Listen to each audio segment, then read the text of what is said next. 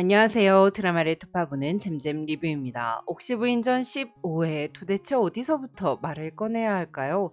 차명을 각오하고 사랑 때문에 모든 죄를 뒤집어 쓴 송서인부터 시작해야 할까요? 아니면 모진 고심 끝에 사망해버린 만석이부터 시작해야 할까요?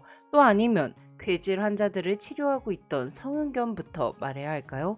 정말 옥시부인전 15회는 모든 진실이 하나도 빠짐없이 밝혀지며 비극적인 엔딩을 향해 가나 싶었습니다. 거기다가 16회 예고에서는 송서인의 마지막 서신을 읽는 태영의 모습을 보여주며 왠지 송서인이 죽게 되는 건 아닌가 싶은 걱정을 하게 했는데요. 진짜 송서인 죽으면 전 이 드라마 쓴 작가는 이제부터 믿고 걸을 거예요. 가족 다 내편기치고 다른 사람들 도와주던 성윤겸이 이제서야 죗값 치르겠다고 송서인 대신 죽지 않는 한 문제 해결이 안 될 것 같아 보였는데요. 하지만 괴질의 증상이 뭔가 이상하다는 걸 눈치챈 구더기가 감자를 먹으며 삶을 살아갈 의지를 불태우는 모습을 보며 역시 옥시부인전 결말은 완벽한 해피엔딩이겠구나 싶더라고요. 두 가지 이유로 희망 회로를 돌려볼 수 있을 것 같아요. 첫 번째는 구더기가 옥태영이라는 이름 없이도 박준기와 차상의 악행을 파헤치기 위해 포기하지 않고 개질촌으로 들어가는 모습을 보였기 때문입니다. 두 번째는 구더기가 도망노비라는 것이 밝혀졌음에도 불구하고 외집으로서 많은 사람들을 도운 공로를 인정하여 차명을 면하게 한 주상전하의 결정 때문인데요.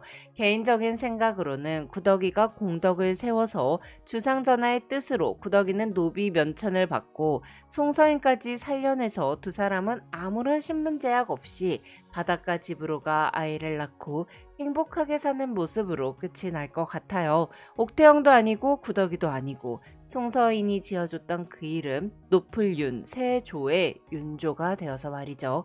그래서 송서인이 옥에 갇혀 쓴 옥시 부인전은 남편을 잃은 슬픈 여인의 이야기가 아니라 온갖 역경 속에서도 꿋꿋하게 살아남아 사람들을 도왔던 노예처럼 강인한 외지부 여인의 이야기가 될 것이기에 이 이야기의 마지막을 옥태영답게 채워줄 거라고 믿어 의심치 않는데요. 그런 16회 예고편 분석과 송서인과 구더기가 살아나는 결말에 대해 내피셜을 돌려보겠습니다. 일단 16회 예고에 나온 무덤은 만석이의 무덤인데요. 청수연이 좋아졌다고 청수연의 뼈를 묻겠다던 만석이가 진짜로 뼈를 묻게 되는 게 너무 충격적이고 슬프지 않나요? 성도경과 미령, 끝동이, 막심이, 도끼가 모두 눈물을 흘리며 만석이를 애도하는 모습을 보니 누구보다 송서인을 걱정했던 만석이의 모습과 고심받던 만석이의 모습이 떠오르는데요. 우리 구덕이와 송서인이 아들 낳으면 꼭 만석이라고 이름 지어줬으면 좋겠어요. 한편 김씨 부인은 구덕이를 찾아와 이대로 서방 따라 죽을 생각이냐며 질책하고는 아이가 노비로 살게 하지 않게 하기 위해서 포기하지 말라고 내가 사람을 사서 구해주겠다고 말했습니다. 이에 태영은 더 이상 도망노비로는 살 수 없다고 말하며 김씨 부인의 호의를 거절했어요. 하지만 옥태영이라는 이름이 없으면 아무것도 못하냐는 김씨 부인의 말에 태영은 옥태영이든 구덕이든 양반이든 노비든 그 신분을 따지지 않고 그냥 사람으로서 해야 할 일을 하려고 하는 듯 싶은데요. 김씨 부인으로부터 괴질의 증상을 들은 구덕이는 일부러 팔에 괴질 흉터를 내고 김소혜의 집에서 벗어났습니다. 그리고는 괴질촌 안에서 박준기의 계략을 밝히기 위해 움직이기 시작하는데요. 김낙수와 김소혜가 살던 집은 박준기의 비밀 창고로 사용되고 있었죠. 박준기는 그동안 쌓아둔 약재들을 뒷 창고에서 환으로 만들어서 팔고 있었는데요. 태영이가 갇혀있던 창고에 쌓여있는 비린내가 나는 풀은 아마 특유의 생선 비린내가 나는 어성초라는 풀 같아 보입니다. 향균 효과가 좋은 어성초는 피부 염증을 예방하고 붉은기를 완화시키며 피부를 진정시키는 효능이 있어요. 전 박준기가 어성초를 팔기 위해 일부러 괴질을 만들어낸 것 같습니다. 백성들이 먹는 우물물에 일부러 독초를 넣어 피부병이 걸리게 만들고 그걸 괴질로 꾸며 약재들을 팔고 있는 것 같더라고요. 또한 괴질로 죽은 사람들을 만들어 공포를 자아내기 위해 일부러 사람들을 괴질이 걸린 것처럼 만들어 죽이는 짓을 했을 가능성도 있습니다. 이 괴질촌에 들어간 태영은 괴질 자체를 만들어낸 사람이 박준기라는 사실을 알아내고 증자를 획득할 것 같아요. 괴질촌에는 윤겸이 있었는데요. 개인적인 생각으로는 윤겸 또한 박준기의 악행들을 파헤치려 하고 있지 않았나 싶더라고요. 박준기 일당이 우물에 독약을 넣어 괴질을 만들어내고 있다는 사실을 윤겸이 포착하고 태영에게 알린 후 태영이 성도겸에게 이 사실을 알리고 성도겸이 종문에게 전달해 박준기의 악행 현장을 덮치게 되지 않을까요? 특히 박준기는 괴질촌을 가지고 난 이후에도 소혜에게 아직 증자를 꺼낼 타이밍이 아니라고 말하며 입조심을 하라고 경고를 했었습니다. 즉 박준기의 악행은 이게 끝이 아니라는 거죠. 더 큰 사건이 남아있기 때문에 그 짓을 끝내기 전까지는 희대의 사기꾼 부부 사건으로 의금부의 눈을 가리고 있었어야 했어요. 하지만 소혜가 참지 못하고 구덕의 아버지를 의금부에 데리고 가면서 사건은 종결이 나버렸죠.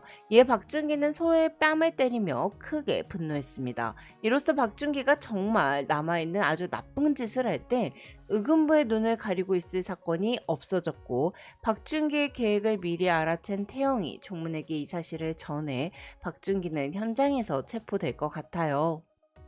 한편 성윤겸이 살아있다는 걸 알게 됐으니 송서인이 성윤겸을 죽였다는 자백이 거짓이었음을 밝힐 수 있습니다.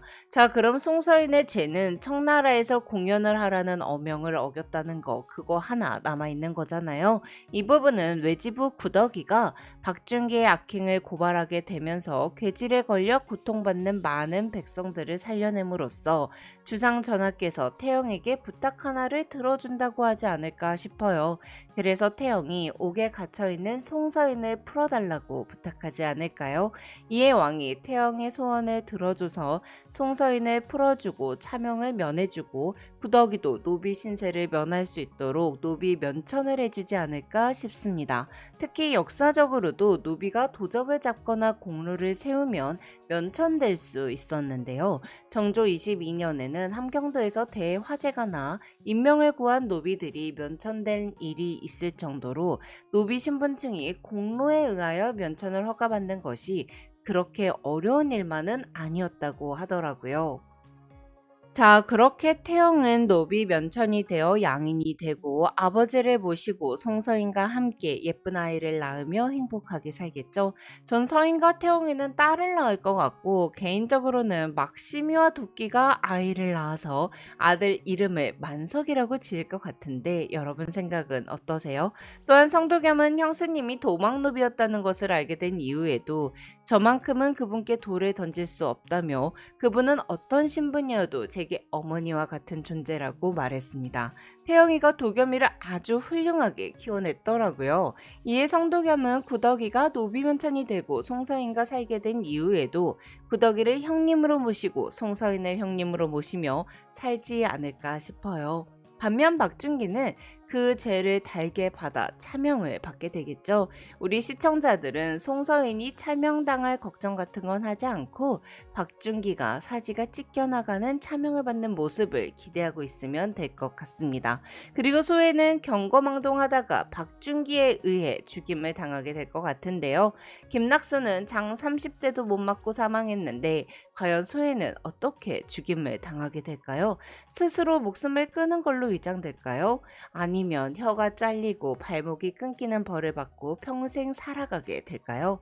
지금까지 잼잼 리뷰였습니다. 감사합니다.